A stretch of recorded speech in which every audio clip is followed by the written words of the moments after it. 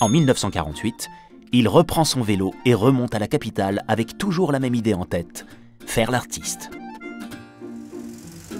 Pour survivre dans Paris, Fernand exerce de nombreux petits boulots. Il retrouve ses copains artistes dans les cinémas, les brasseries et même dans les sanatoriums.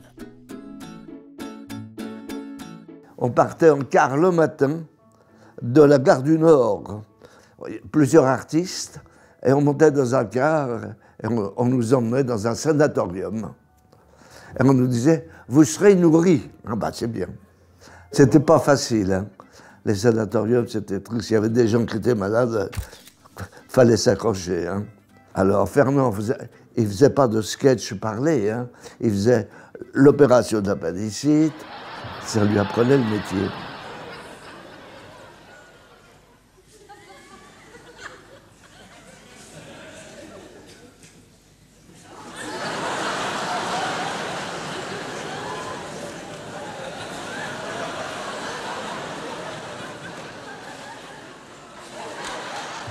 Il était dans une tournée, alors il y avait tout ce qu'il y avait à l'époque dans les premières parties, des débutants et tout ça, bon.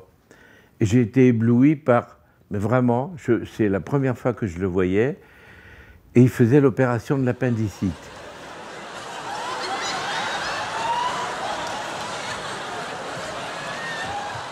Il m'a raconté sa souffrance.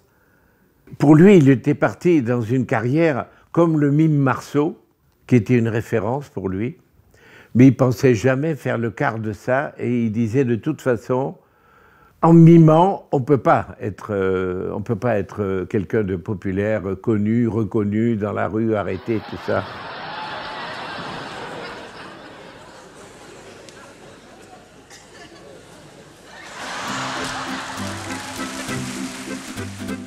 Sous ses airs timides, Fernand a du culot. Il ne cesse de faire le siège des salles de spectacle, petites ou grandes, car pour se faire connaître, il faut intégrer les tours de chant des cabarets où se produisent chaque soir de nombreux artistes, débutants ou confirmés. Dans les cabarets, comme dans les music-halls, on ne va pas voir un seul artiste.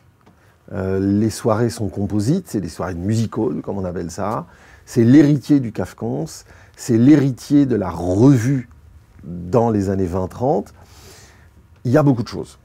Sur scène, après-guerre, les comiques sont encore souvent dans cette sorte de Macédoine, qui est alors soit la revue, qui a un fil rouge plus ou moins ténu, soit même le récital, façon tour de chant, mais pas seulement avec du chant, qui fait qu'on est obsédé par la crainte de lasser le spectateur et l'auditeur, et on passe d'une séquence à une autre.